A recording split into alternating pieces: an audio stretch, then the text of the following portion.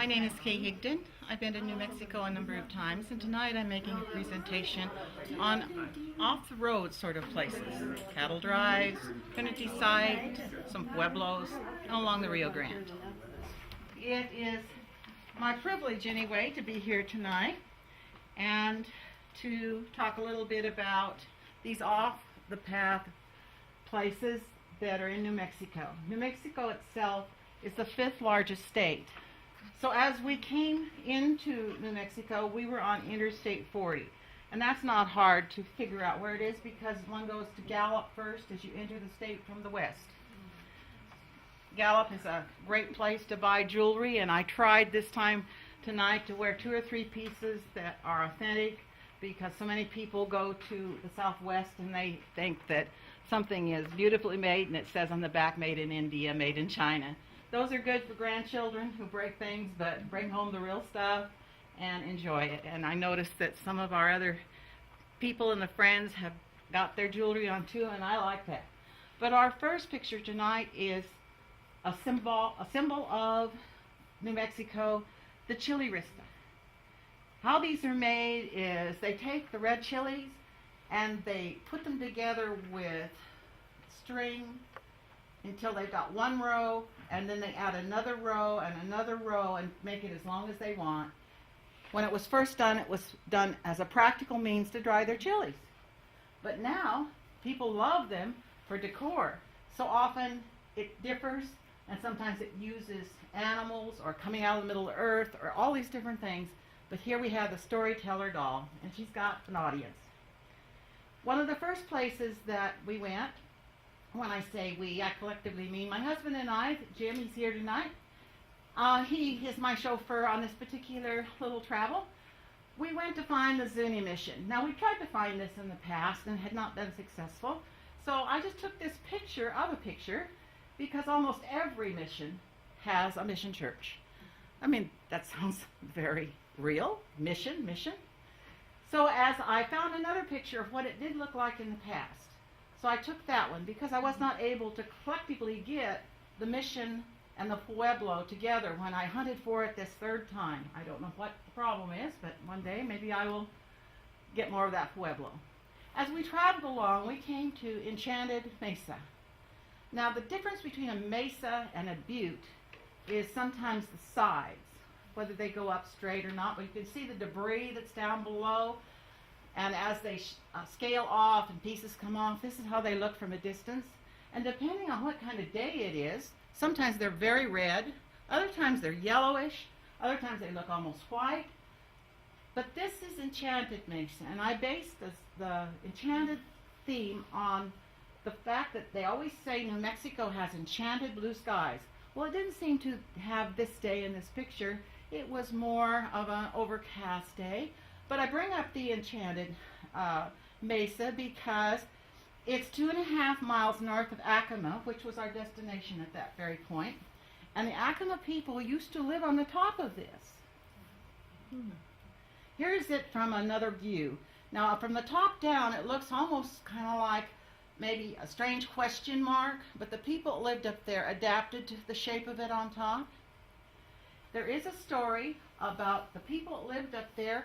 They'd gone down to work their gardens on the ground level, and a severe storm came up. And it caused their natural approach and the spot where they would walk back up to the top to deteriorate and come down, and they couldn't get back up.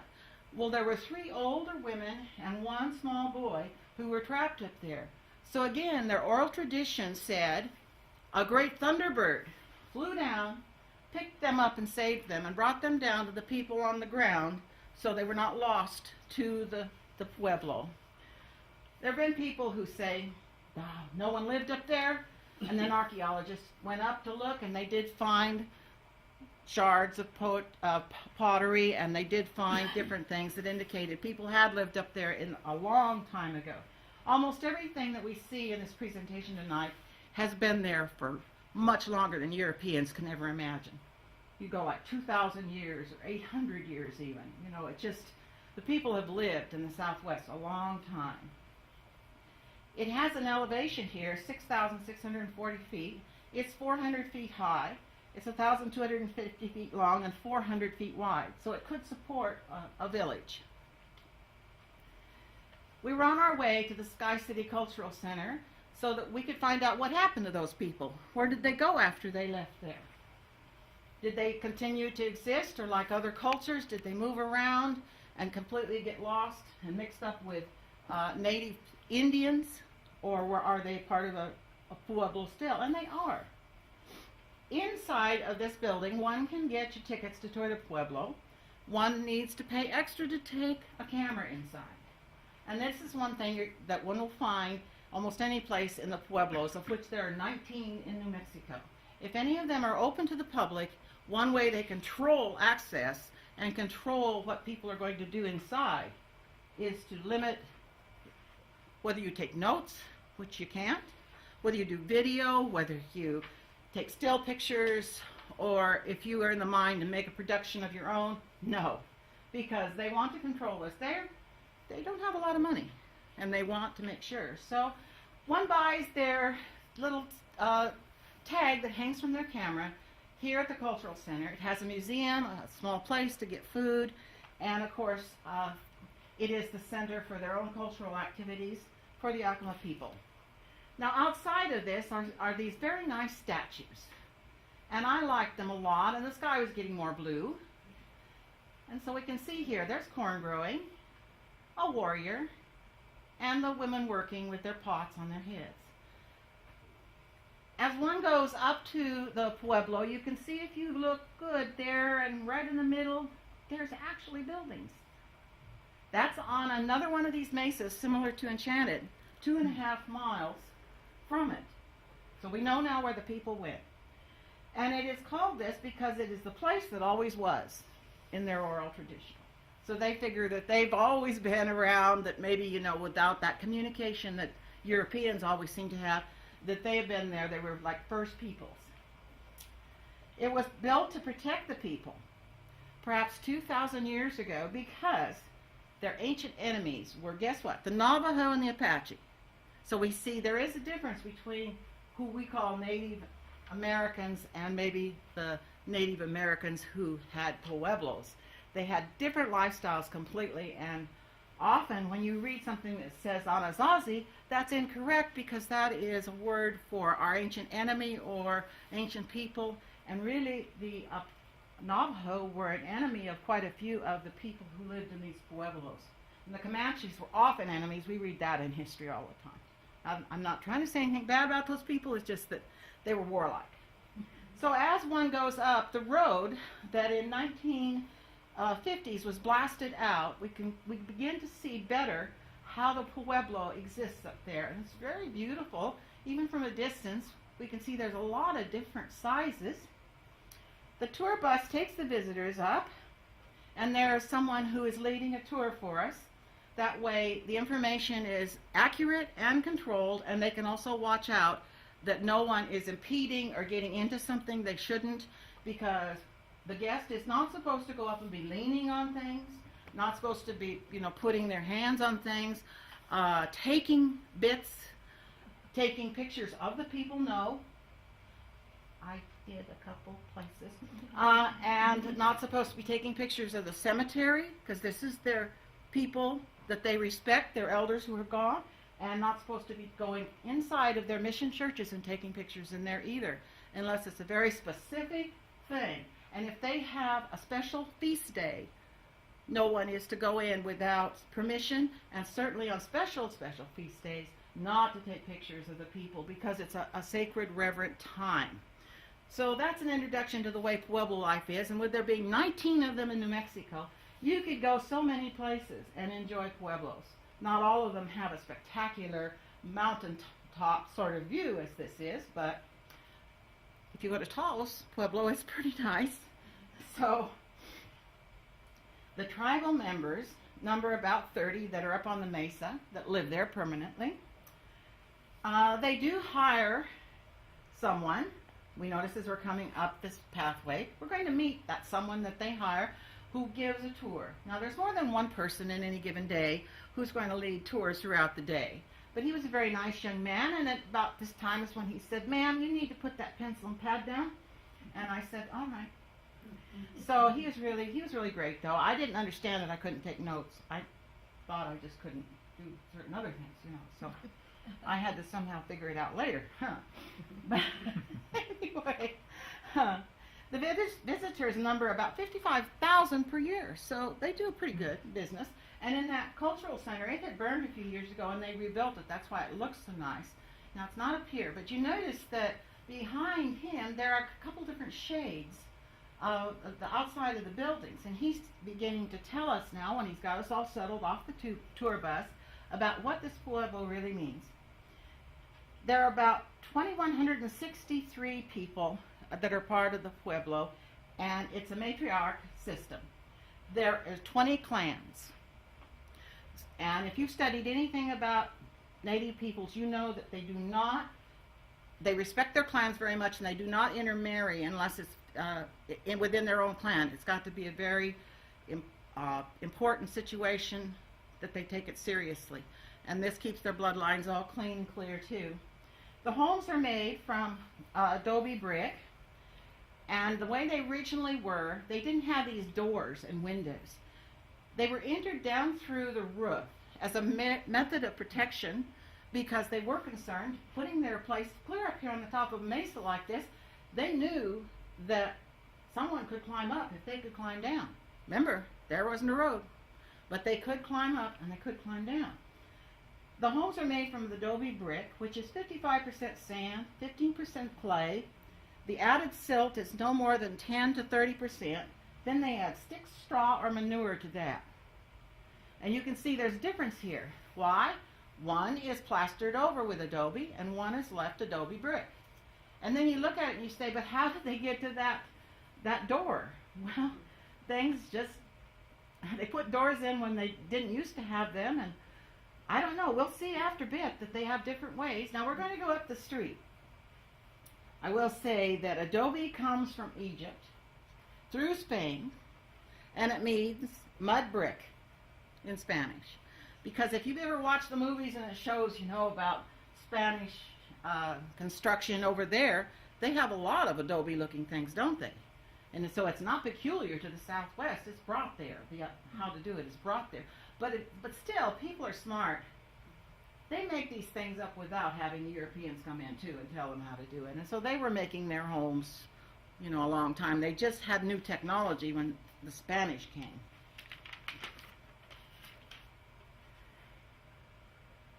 So we see here, now here's some ladders. Here's a house that is shorter, but most of the places were apartment-style homes, 3 stories, and they didn't have electricity, still don't. They didn't have a way to take care of sewage, still don't, except you'll see later something that we all know about when we go to big events, outhouses. And they didn't have stoves inside, but we see sometimes these pipes coming out in more modern times, and they must have decided that they could have like propane or something. But one is not invited inside. It doesn't matter where your tour goes unless they open a door like they did in Taos for us one time, and someone inside is selling something. You're not going inside of any pueblos, but they will sell their wares outside. The Coronado expedition of 1540 came through Norte, Mexico, which they call this, northern Mexico. And Juan de Norte led the battle of 1598 against the people, taking revenge by burning the villages. So why would they want to build up high? They had problems with those new white people that came through. They had problems with the other native people. They took 500 into slavery as prisoners of war. They killed 600, and then men over the age of 25 had their right feet amputated. Now, if you read about this man, and he is this wonderful conquistador that, you know, has got statues about him, and he's in history as bringing so many wonderful things to the Southwest, yes, well, remember that. He had that edict.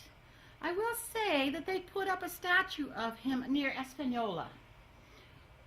1998, someone went out with a chainsaw and cut the right foot off of it.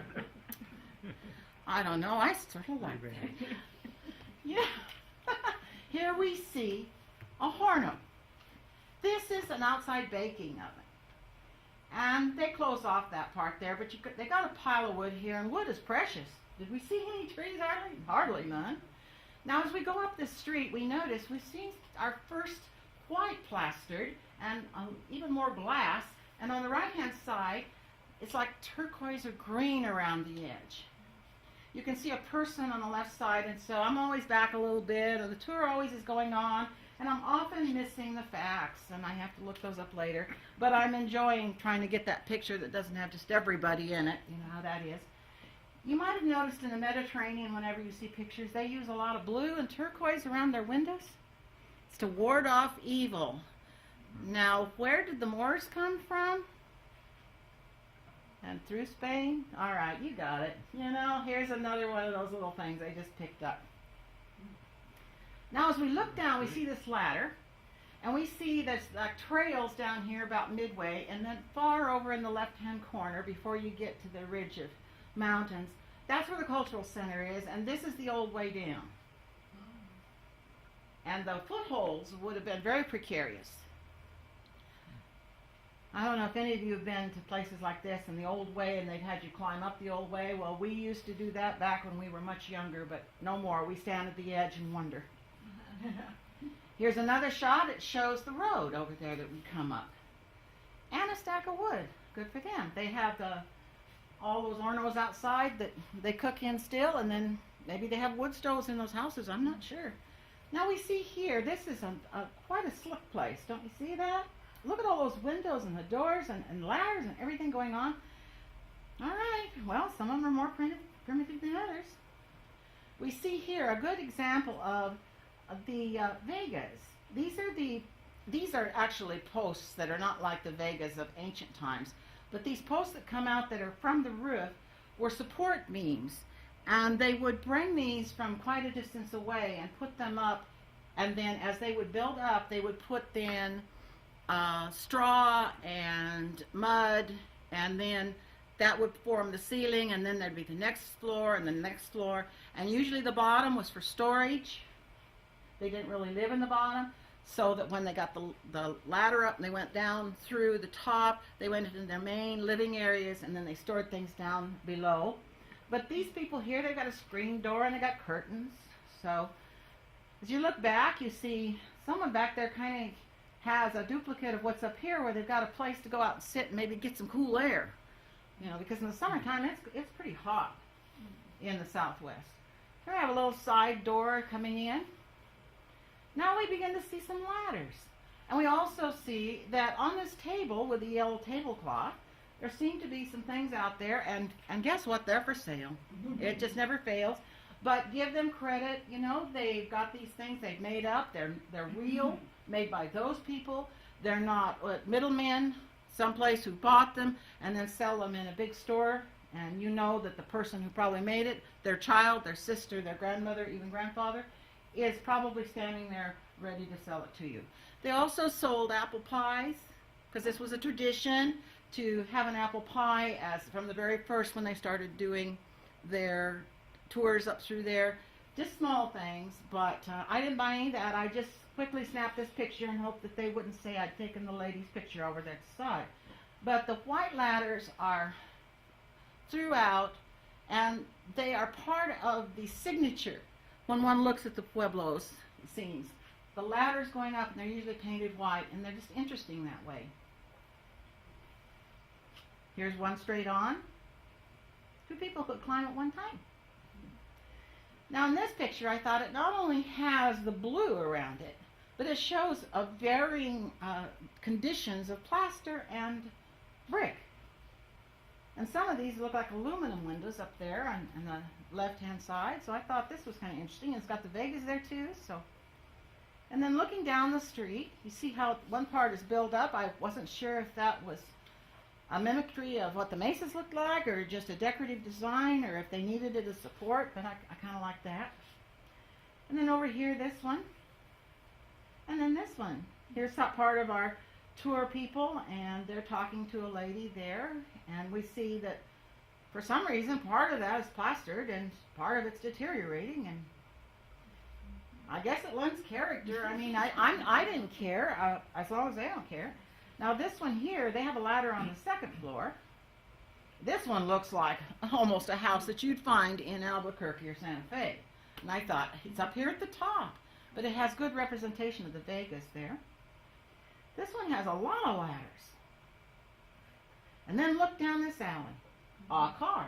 All right. This must be someone who lives down below and comes up there selected times and decides to sell their wares, right? Because they make them and they want a good sideline business, or maybe it's their total business. I took this picture so you could see what the mud brick plastering looks like. See, it's got a lot of straw in it. This house, obviously, they have a chimney. So I don't know. And I wondered if that was where mother-in-law had to live up there in the top. Make her climb, right? Now, here's our first little outhouse. Yeah, a needed thing. But notice, is that an antenna to receive what? When there's no electricity? Alrighty. And then in this one, they've got some iron bars across it, but they've got pretty lace curtain. And this one, faded blue. Vegas appearing, but they were round Vegas there, and they're round Vegas here. I like this one a lot. It's got some decor to it. They must have had a little more money, decided that, you know, and this one has a yellow door. Now, up there from the top, we're going to look back now, and we look at Enchanted Mesa again. So you can see, they didn't go very far when they were blasted off the top with the big storm. They went down to the next mesa and started to develop it.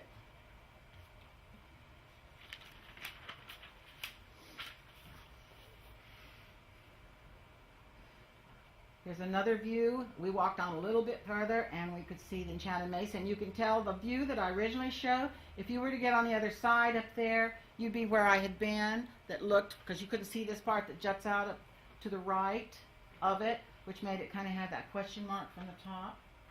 Look, the way it came around. I think that's the side where it deteriorated and came down over there when the people were down doing their corn garden, more than likely. These people have some aluminum windows, but they've got a ladder. More ladder. Oh, finally up to the door. Little blue door, but the window isn't in too good a shape. The curtain doesn't look too well inside. That's a different blue and yellow.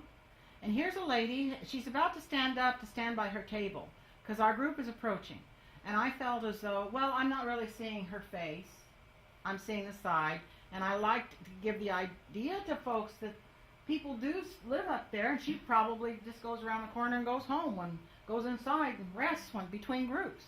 I don't remember how many there were a day, 4 maybe at least, 4 tours a day. And here's that famous ladder again. I just think it's in Congress to have like these burn barrels, that blue one, and then you have all these other things that look so romantic, you know, and ancient and everything. Here's a whole set of them across there. Now this one really looks like an apartment set up. A lot of pipes coming out for whatever they're doing there. Now this lady's under the only tree. And again, I probably shouldn't have taken it, but I actually was taking the tree and I didn't notice her, right? All right, look at that. There they are. They belong to different people, so don't you dare go in mine. You know how it'd be. This one belongs to me. I'm not cleaning up after you and that other one. And an orno. And then looking at down this street, sort of, I remembered that there's 2 natural cisterns and 7 rectangular kivas in one plaza. And if I recall, even though I have not caught up with the group, I think this might have been a plaza. Is that right, Jim? Yes. Yeah, okay. He remembers because he stayed with the group. And then here's a pretty good representation of looking behind me when I'm in the plaza over at the Mission Church. You can see the tops, all those blue things, those are outhouses over there, and they do not allow people to get right up on the step of the church. The next picture and this one are the only time you can see the church. And I had been back wandering around saying, what's this? Who's building this? and it looks way across the valley. Great views, but, you know, put the outhouse down where people can't see it. Here's the church again. Well, I'm as close as I can get. And I had just heard a vendor say to the young tour guide, somebody's over there trying to take a picture of the cemetery. And it wasn't me, but I'm walking around trying to get this view. We're all positioned on this little slab of sandstone, taking our turns to get up there to go snap for this one picture, because we're not allowed to go out here in front of it as a cemetery. And inside, we were told when we were allowed to go in with him that the men carried for more than 30 miles, not letting the timber touch the ground, 30-foot poles to create this. Wow. Made me think of the Ark of the Covenant in a way, if any of you know about that, how it was not to touch the ground because it was going to church. I just thought that was pretty neat. So they have a lot of ongoing building there, but the people who do go to church, they need, you know, the other things that lives need. But then later, when I went back to the cultural center, I thought, this is kind of pretty. You know, I'm just going to take a picture of this. It's kind of on the wall there. And then this little alcove where a person could go and sit and wait for their tour to start. And then this really interesting door with a great chili vista. And then their symbolic Sky City, like an arrowhead there. Now, their people send their high school students to school with Laguna Pueblo, which is in a whole other spot up the road. And you'll see something of Laguna Pueblo towards the end. Now, as we went along, this is how the scenery is. You probably remember this, do you? When you're going out through there. It looks like Arizona, too. I mean, it could just about be anywhere in the Southwest. But we have come now back to Interstate 40 because we couldn't go around the Badlands, through the Badlands, I should say. You have to go back up to Interstate 40, travel on it a ways, and come all the way back down if you're going to get back on this road again to go to these things. Because otherwise, you're in the Badlands that's all volcanic, and they don't make a road over it. So now we're entering El Morro. Now, El Morro, it means, let's see, I forget what it means. The bluff, that's right, it means the bluff. A course in Spanish. El Morro National Monument is our first national monument. It was established in 1906. It rises 200 feet. And the Spanish were on their quest for the 7 cities of gold. I don't know if you've ever been near some of these pueblos when it's sunset and the sun hits on them, and that yellow and the browns and those colors hit in the sunset. I think they just had a vision, saw something like that. Somebody brought back a tale and said, their place is made of gold. We just need to go there, take a ship, and go all the way around this way and come back up and, and march through. Or let's go to Santa Cruz and march up to El Camino Real, and find these wonderful cities of gold. So there they were. And as they came through here, this is before they got over by Alcama. This is before. So they're coming out from Mexico City, and they're coming by here. And the locals sometimes call this inscription rock because the travelers between 1605 and 1906 left their names on it. Why did they stop in 1906? Because it became a national monument. No longer could you put graffiti on it. The most famous of these men, can you guess? The man whose statue lost his right foot. He did write on it. Yes. Now the sun was kind of bright that day, and I could not get this picture to look anything but sad. But I liked the tree. I thought about how the trees sometimes grow right up out of the sandstone. And the sun was so bright on this one here, I couldn't seem to get it to work like I wanted, but I apologize. I tried to get the best of the best. Now, in this one, I saw a little bit of this staining that comes down. It's like, it has a name, and desert varnish. But it also kind of shows a crack there. And I think this is evidence that in the future, possibly, something like this could just kind of come off. And then it would be that debris, later that you'd see all around the bottom. We've seen that a lot in the Southwest when we've traveled. Places that look like they've caved in. And we went to one place where it literally caved in over the top of a pueblo. They warned each other about it, and that's Chaco Canyon if anybody's been there. Okay. So here's Jimmy standing along this path, and I were back behind. I thought, oh, that's not a bad little picture. It shows, you know, how it is, the path around. Now, the first time we went there, we went up top, and we looked at the Pueblo ruins that were up there, and I don't remember all the story of that, but as we grow older, we don't go up top as much. This is the only place where there was a natural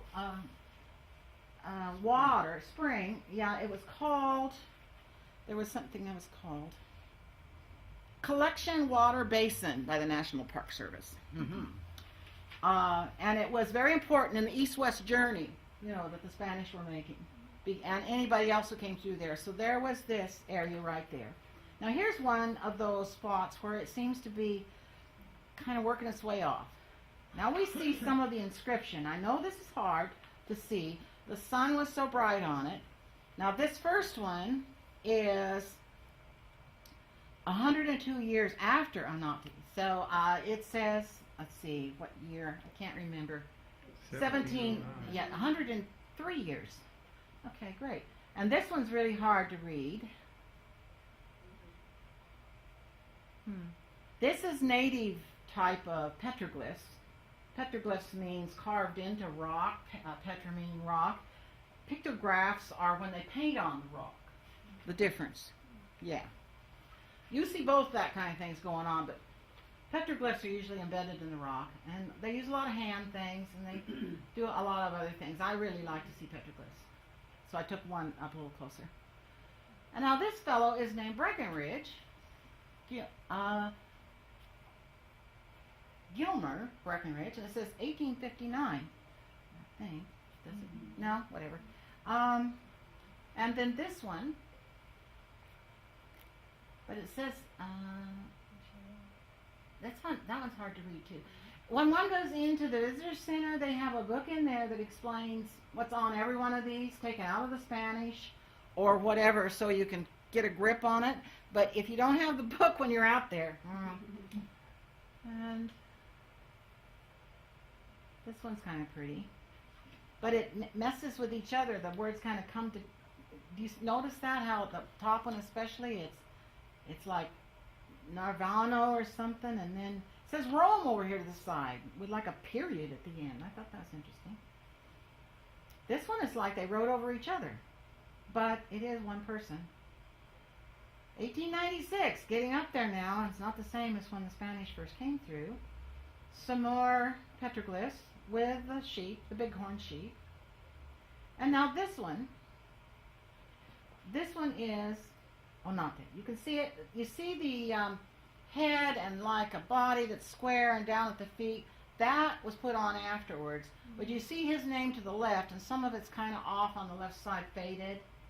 Probably they used some grease. I'm just guessing from other experiences in other places where I've seen this. Some grease and some carbon out of the fire, you know, some ashes to get their names on things sometimes. Sometimes these people would carve their name first, and then they put the color in, you know, trying to preserve themselves.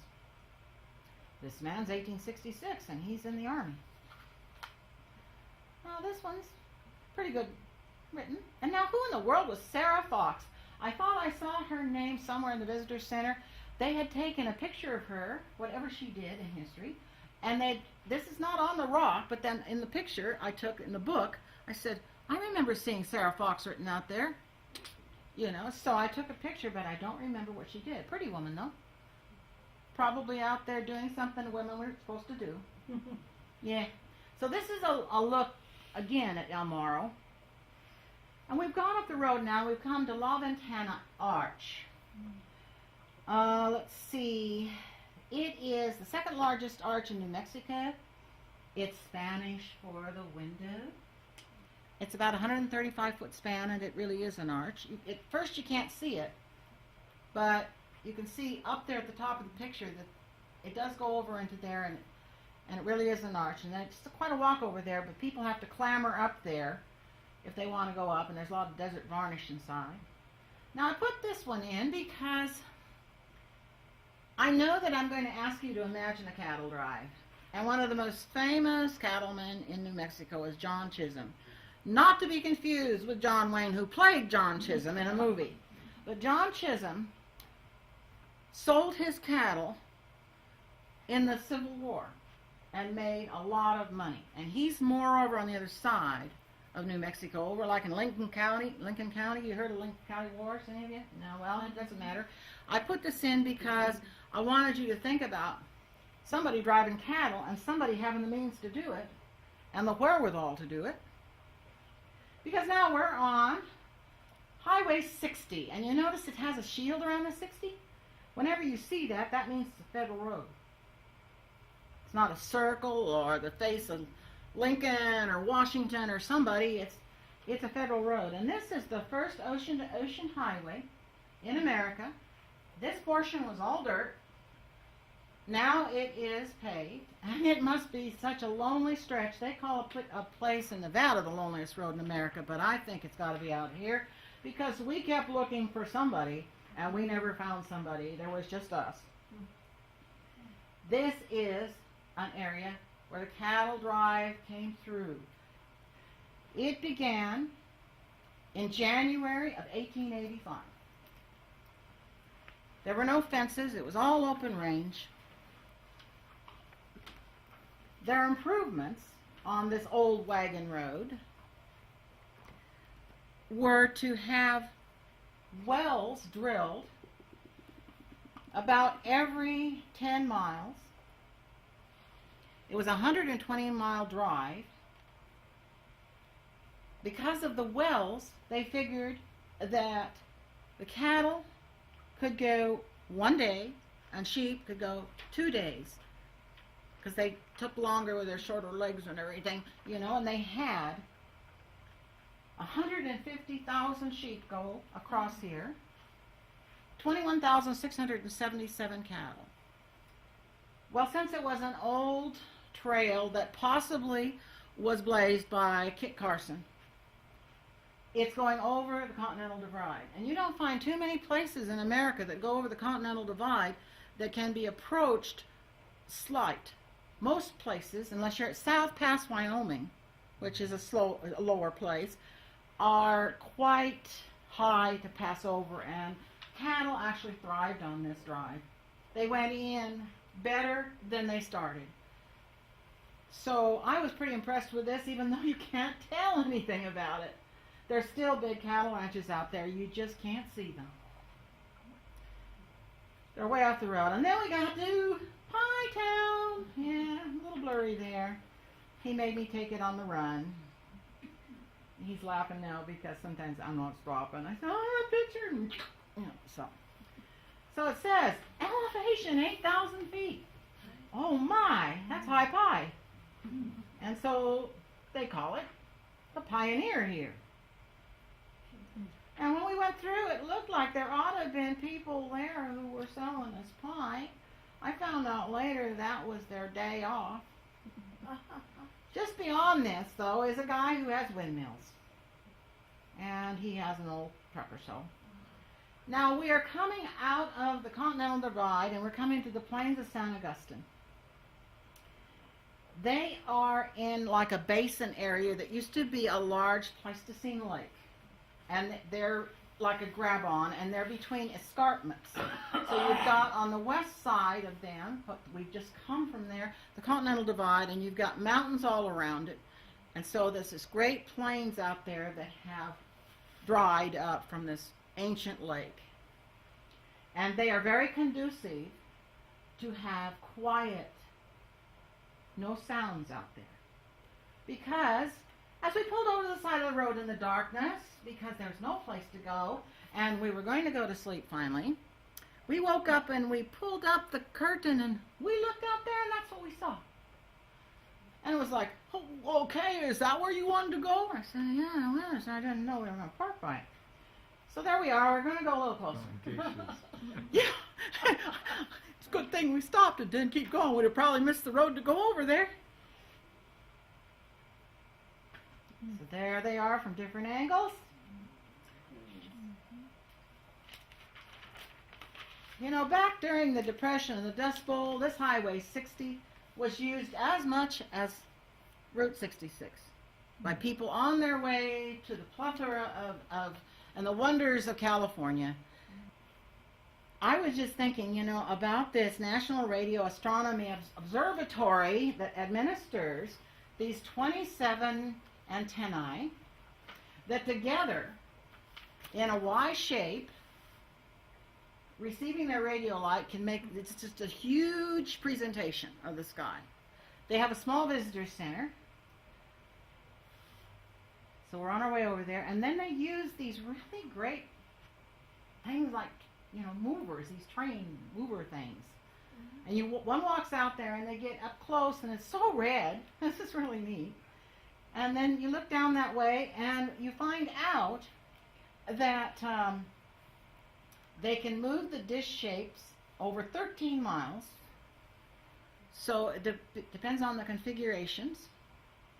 So you got 27 of these things that can be moved once every 16 months, or 4 times every 16 months, I guess it is, something like that. And then they can receive from different places. And as they combine themselves for reading, you may remember in the movie Contact with Jodie Foster, or in Transformers in 2007, they used part of this. And so they're pretty spectacular. They're quite tall. And they make you wonder, you know, what are they listening to? What do they hear? You know, because there you can see the path-like thing there, and then you see one that's like straight up over to the left. But now we're coming to Magdalena finally, and Magdalena is where the cattle were coming to get onto the railroad. I noted last summer that Magdalena had a terrible drought. They ran out of water. I don't know if any of you saw that on the news, but because we had stopped there, I felt for them. You know, it's like, they ran out of water. It was named for a peak, and we see that it's at an intersection of 2 highways. And that's the way with the circle and the rays coming out of the northeast, south, and west positions that they have their state roads. What's this? A library! Ah, okay, they're in one of the Santa Fe's buildings is the library, and over to the left is a stock car, which was a small museum, and it was, yes, electricity was off. So did I get to go in there? No. But did I go in the library? Yes. So I went in the library and I just chatted them up and chatted them up. We had a grand old time while Jim patiently waited. And then I said, I need to see the shipping pins. You know, I mean, can't come here without seeing where the cattle all went. So there they are, the shipping pins from up back in that time. Last one was in 1959, so you can imagine how vital and noisy and smelly and everything else when you get that many cattle constantly coming in to this place, and then they load them on the train. And this was a cactus that was nearby. Now, I have a personal story about cactus.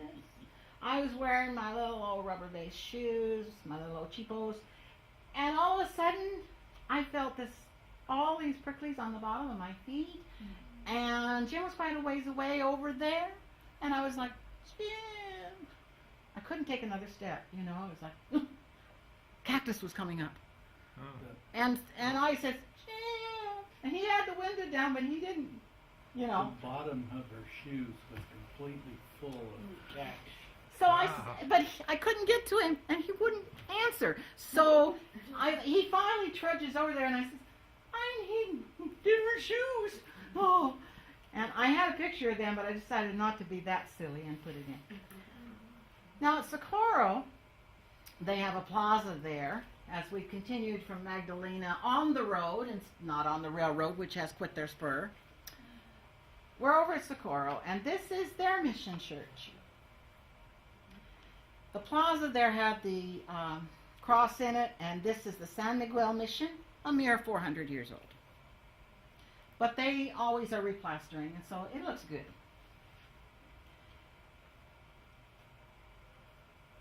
Well, who knew? Who knew that in 1945, not even the vice president knew, you remember that, Truman did not know. When Roosevelt died, here was a secret special project.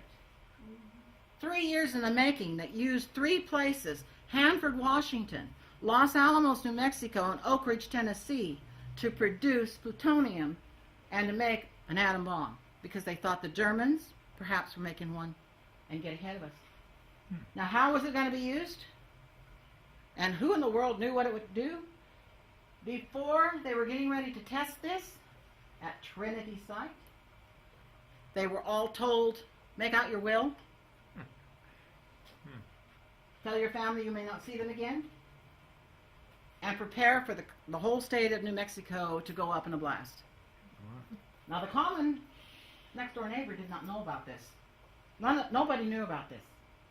And this is the week that I was born, when they dropped them on Nagasaki and Hiroshima. And I always think, oh my, you know, what people must have felt like that week when they heard this on the news. Trinity site. So as one approaches, on 2 special days a year, the first Saturday of April, the first Saturday of October, you can enter through the Stallion Gate. You want to get out there early because it's in the Plains of Death, or El Myrtle. And you see these things up ahead, and then you see a checkpoint. Cars lined up even though it's morning. The mountains up there. This whole area is under control of the government. South of this is the White Sands missile site, and even more so is all of the Army installations down by El Paso and around through there. So it's kind of like those areas of Area 51. of California, you know, where it's got fences everywhere and everything. We see that the ones who make sure we don't get off the road are already Department of the Army Police. Ah, what's this? Well, it's the McDonald Ranch House.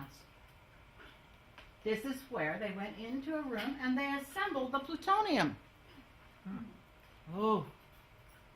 Now, you may have heard of Oppenheimer, and maybe the general for the Army. Don't the movies always make the Army involved, and they're going to use these new things in nefarious ways? Well, anyway, General Groves is involved, but they're going to do this assembly inside of this McDonald Ranch House that they've asked the folks to leave. You know, just leave your ranch and don't live there anymore. Now, Oppenheimer recites this, a Hindu scripture. Now, I am become death, the destroyer of worlds. And then he goes on, naming it Trinity. For a part of another poem by John Donne, the words, batter my heart, you 3-person God. So imagine how they felt when they went in there in July 1945 to assemble this thing. Please use other doors. Keep this room clean. Oh, why does this keep moving when I try to take the picture? Because all the guests are walking through the house. And the wood floor is just moving this. But that was the sign originally. Don't move. The plutonium's going to be put together. And then pictures along inside of there that show the house and these various people, and show the mushroom type of cloud going out, and the people who used to own it are up in the top part there. And then it shows Oppenheimer and Leslie Groves at Ground Zero in September 1945. Did you think that original Ground Zero was in New York City? No, it's out here. Now, this is the steel tower on the right where the bomb was placed and then exploded, 10,000 tons of TNT worth. Now, this is not that. This is where the windmill was at the McDonald House. And then a part of their system there. And then the McDonald House Trinity Site National Historic Monument is 1972. And they talk about it being restored by the White Sands U.S. Army. This is, yeah, he's that man. We went to Los Alamos to the museum one time, and I kept getting these pieces confused because we got Jumbo too. Sounds like a cartoon characters. Fat Man and Jumbo were out there. Anyhow, this is the Jumbo, and I like this. This is encasing, you know, after they put it in there and then it blew. I like this little boy, especially with this blue. We've seen so much blue around the edges. I kind of like another visitor. He's just sitting there. He has no comprehension, can he, of what happened inside of that thing. This is a media crew out there. And here is the lava obelisk that explains this is where the first nuclear device was exploded on July 16th and in 1945 and then dropped on the 6th and the 9th of August. This is a piece of trinitite. Trinitite is the sand. You know how glass is made. You know, and so the sand has heated up with this horrific explosion. And I read recently something I didn't even know when I was out there, that they figure it, in all probability, it was swept up out of the crater as this exploded, taken up into the atmosphere, and it was so hot it was turned into glass and rained back down as glass. I thought that was amazing. So this man is holding it, and we're looking at it, and some people are wondering, well, am I going to be all radiated now? Well, you don't get any more from your x-rays at the dentist than out here. It's not what they projected, where for hundreds of years people couldn't live, you know, in how many ever hundreds of miles, because it would all be radiation that would kill us. It's not that way. And this is a piece of trinitite. From the air, it looked like a kind of a blue-green big circle. And then they scooped it all up, they filled in the crater, and they supposedly put this where people can't find it, because you can imagine it's a souvenir. Now we went from there up the road to some ruins of another pueblo, the Salinas Pueblo Missions. These were, I call them the salt missions, because it's dry out there and they were able to mine salt out, and the Spanish appreciated it, but they practically destroyed it and what the people were doing. So I'm going to move through this kind of fast.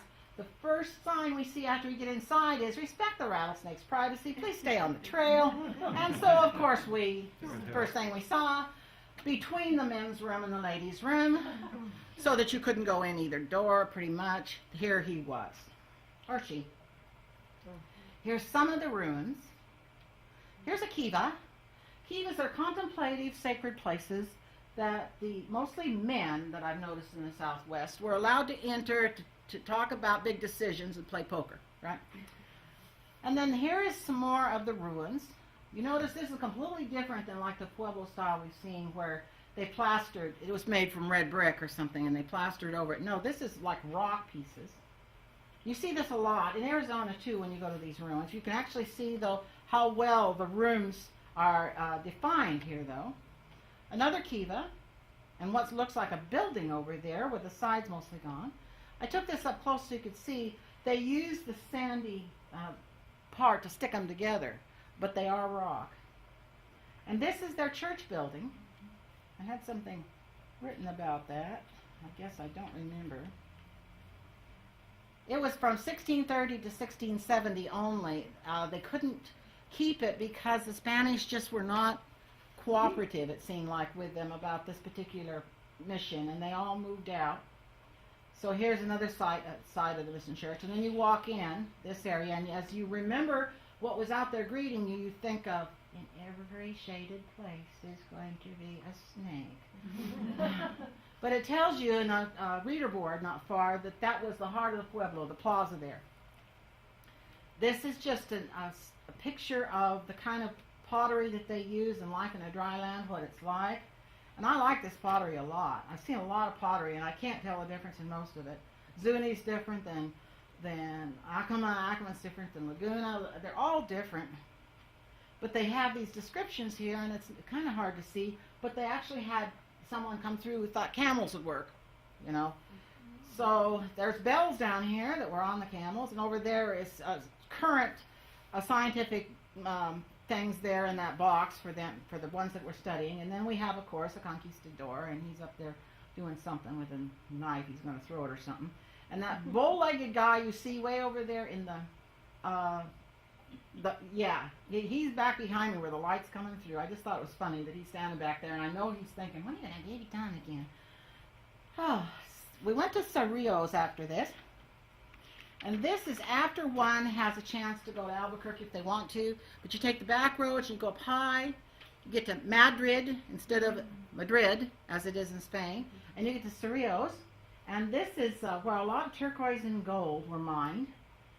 And it tells that there were movies made there, and that you're going to have a lot of fun if you're there. So I thought it was very picturesque. It's not the first time I've been there, and I enjoy it.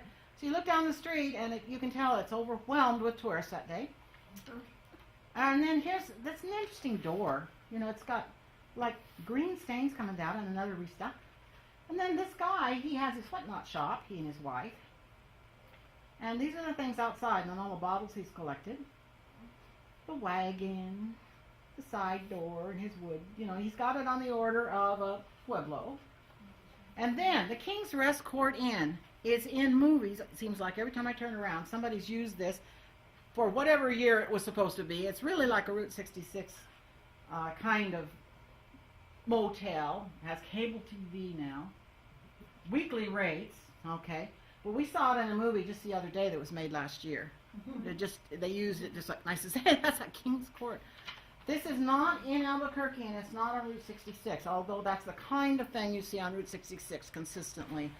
Coming from on Interstate 40 across, this is where we started with the Zuni Pueblo. We went into the Acoma, which is here, and then we had to come back up. We had to go down like that and then come back up to Interstate 40 because this is the Badlands. Mm-hmm.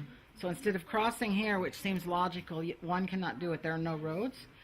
And then as we continued along here, we will not see this part here until the end, but we've come across, I should say we continued down like this. Excuse me for saying coming over here. Because down here is where Pie Town is. Mm-hmm. And then this is the Very Large Array. This is Magdalena. Mm-hmm. This is Socorro. Go out to Trinity Side in the morning because it's too hot. There's the Giordano del Morto, the Valley of Death. And then it comes over to here because the roads are not very good otherwise. It comes like this. Goes over here, and this is the Gran Cuevera Ruins. And then up like this to get to almost Albuquerque, but to take this road up to Cerritos and Madrid, and then up to the conjunction here of these two roads by Espanola, and go to the Santo Domingo Reservation, Pueblo Reservation, where the Puye is, cliff dwellings made of volcanic ash. And then we are going to go, when I resume, to Chamayo and up to Taos, and then we're going to take that road back like this, and at the junction we're going to go back to Interstate 25 that we didn't do here, and we're going to go through Albuquerque, and over here this is Laguna Pueblo, just a couple pictures there, and then continue on Interstate 5 back up where we left it. We were driving down that It's not even a circle, it actually looks like some sort of creature, but Oregon is up here, of course, and this is Arizona. When I come to And this being the fifth largest state, a bit of a space there are so many things everywhere. and so But this is just the what I did, spot I only heard here Okay. that I chose. We come up the road and we're on our way by Espanola. We're not really actually going to go into Santa Fe, but I always like this place because they've got my name up. And I think, aren't they sweet, those? I'm sure they pronounce it different, but anyway, you can see it's a junction here. You either go to Espanola or Santa Fe on these two roads. You've gone off of Interstate 25 now, and you're going to take a different road altogether if you want to go north. And that would be the high road to Taos. But first, we're going to go into the Santa Clara Pueblo. Here's the entrance, and here is an old Fred Harvey house. Any of you remember the stories of Fred Harvey and how he used the railroad to get to his properties, and he had his Harvey girls, and he had his way of hospitality, and he had the Harvey car, and even clear up here in this spot that's quite a bit off the beaten path, he had a Harvey house. We are on the high road to Taos, New Mexico. So we have come to the, not even a village, but of Chamayo. And there is a sanctuary here, a church, that has sacred dirt in it. It's considered the Lord's of America. And people go there to be healed. Now, I am near the parking lot as I'm starting around the corner, and I come across the fence with, like, devotional sticks and yarn. You know, and one's in the shape of a cross, and another crosses, and others are just sticks. And then someone has done, is it a Madonna or is it an angel, right? I'm not sure. And as one walks up, you see that there's an interesting door. And then you come to the side, and the fruit trees are in bloom. It's nice. Now we're going to walk to our right, and we're going to come around, sort of, and we're going to get right to the front. Now, as one stands here, usually this place is full of people who have come either as a tourist or they have a sincere want to be healed. And when one goes inside, I have a book over here that is Missions of the Southwest, and you can find a page in there that shows the interior of most of the missions that often you're not allowed to photograph inside of them. It's a measure of respect. And yet they're beautiful with the things that they use. It's just beautiful. So I walked on in, and I went back to find the sacred dirt. It's not the first time that I have pled my case over the sacred dirt. But next to it are wheelchair pieces. I mean, there's so many things that they only take just pieces to represent, and crutches and braces and things that people have just dropped right there and walked out whole. Now, people will criticize this. They'll say a lot of things, but something happened a long time ago, and someone was healed, and by that kind of mindset and mental attitude and faith in yourself and faith in God and everything else that is happening, people actually are healed by that dirt. Now, you wonder, since they allow you to pick some dirt up and take it home, how do they keep enough dirt for everybody? Well, they go up in those mountains behind there, and the people that are associated with the sanctuary bring new dirt down from the same spot where the first miracle supposedly happened, and they put it in this little spot, and yes, you're welcome to take the dirt home, and that's why it's the Lords of America. Now, as one continues up the road, we have another decision. Are we going to go to Churches or Espanola again? Or you're beginning to think Espanola is the only place to go. But it says to the right on the brown sign, High Road to Taos, Scenic Byway. But before I can turn us there, and after contemplation of John 3:16 on the one sign, I decide that I am going to go to Ortega's Weaving Shop. Now, over here, I have a piece of what the Ortegas do, and it has the weaving insignia right here. They have been weaving there since the early 1700s. It's 8 generations of weavers of the Ortega family. Nearby is like a little mercantile of cousins, Ortega cousins, if you will let me say it that way. In other words, they have a couple family-run businesses. They've changed some from when they began. And when I first started stopping in there, David was still alive, and he is something like, he was like 7th generation. And now the person I saw this time was 8th generation, who was in his 40s. And I said, carefully, is David here? And he says, no, Dad died. But David had such a remarkable personality and memory that me, along with thousands of others, I walked through the door and he'd say, Hi, Kay, who have you brought me today? So I was amazed by Mr. David Ortega. And this is the actual loom inside, and some of the different types of wool, colored wool, and then another loom. Now we're on this high road, and we look up north, and I say to myself, oh, I would choose to go up and higher. Yes, the snow. But on the way, we see the real New Mexico. People are a lot poorer in New Mexico than other places. The per capita income is low. They may be the 5th largest state, and you may get to hear their governor, who wanted to run for president for a while, Richardson or whomever. You may get to see these people on TV, but the common person often lives right like we see here. But I got the toast. What did I do? Ha ha! And look at that lady and how she's dressed. Isn't that amazing? Indian, probably. I don't know what she is, but it's just so colorful. Don't we always see colorful people at libraries? And so I had to take it, and they got the Vegas, pretend Vegas coming out, and there we are in Taos. Taos is a kind of high-flung, artsy sort of place that's just 2 or 3 steps below Santa Fe and believes they're 2 or 3 steps bigger than Santa Fe as far as that goes. But they're about the size of Creswell, 5,000 some people. Now that particular day, usually this place is so crowded you could not find a place to park, you couldn't find a place to eat, and look at that day. I don't know, must have been because of those snowy mountains. They all went skiing. Because Mount Wheeler is nearby and it's 11,000 and something, and they love to ski up there. You hear about it.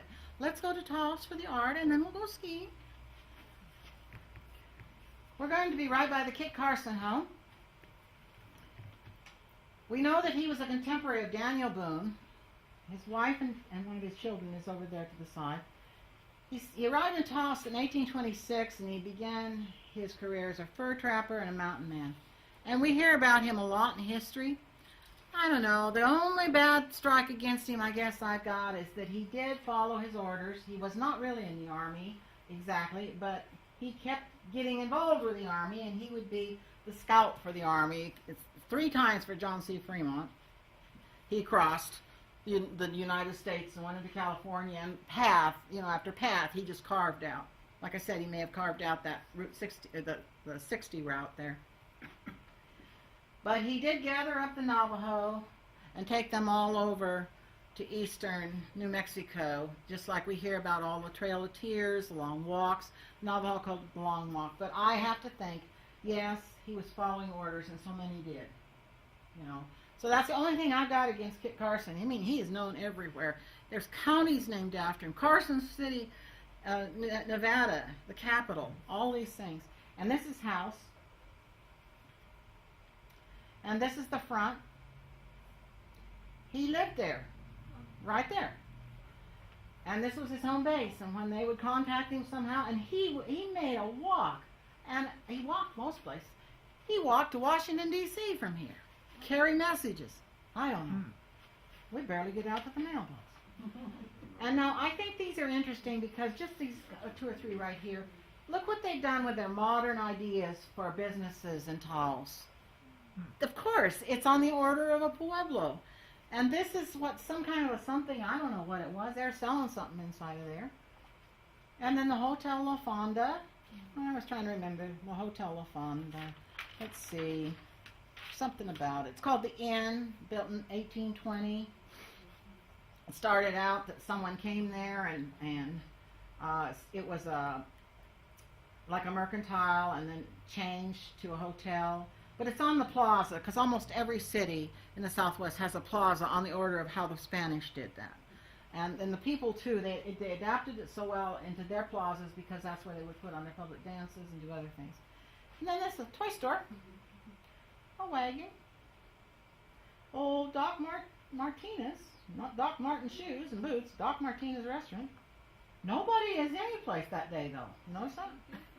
And now we take a road kind of off to go back, and it starts to snow. But you can see that here again are the real people. And notice that the roof line on the left-hand side is, even though it's snowing and they should have had it fixed, it's kind of dilapidated. What month was this? It was April. The end of March. Yeah.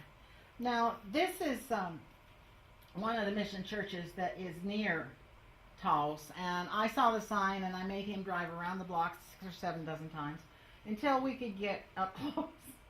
And I just liked it because it was pretty slick, It didn't have any signs up that said I couldn't stand there, and there's still an active congregation, and I don't know. There's a lot of them around.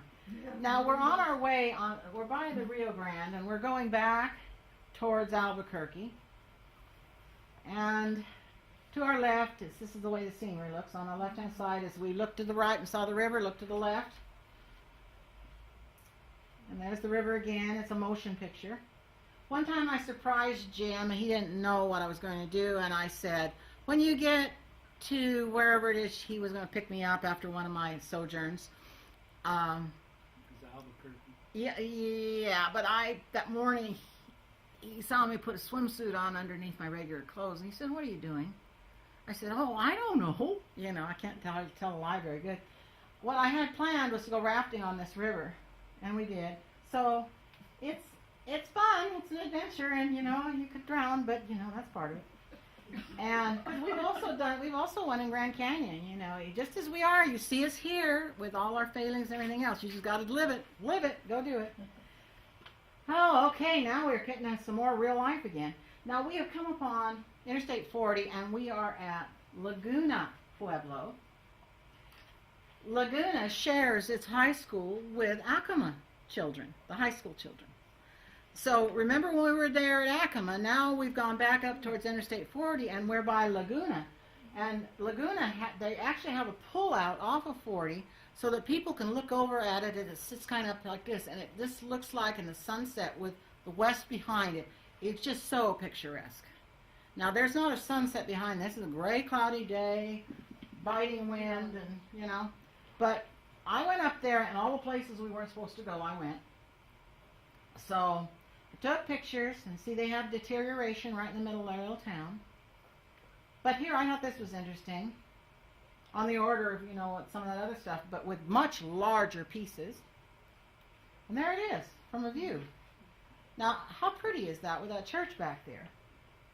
But you get up close, and you see what it was like up close. Yeah. And so you're out on Interstate 40, and you just kind of think this represents every pueblo there could be in New Mexico, right? Is this thing over here on the hill. And they had their welcoming dog, or was it get out of town fast dogs? I'm not sure. I thought they were cute. There we have the Spanish sword. You see all those little parts that they use to paint with? And finally, there is a good sunset, like they always claim in New Mexico. And yes, there we are. We're all done, sitting there, ready to go to bed with the sunset. I think Kay needs a hand. Oh, thank you.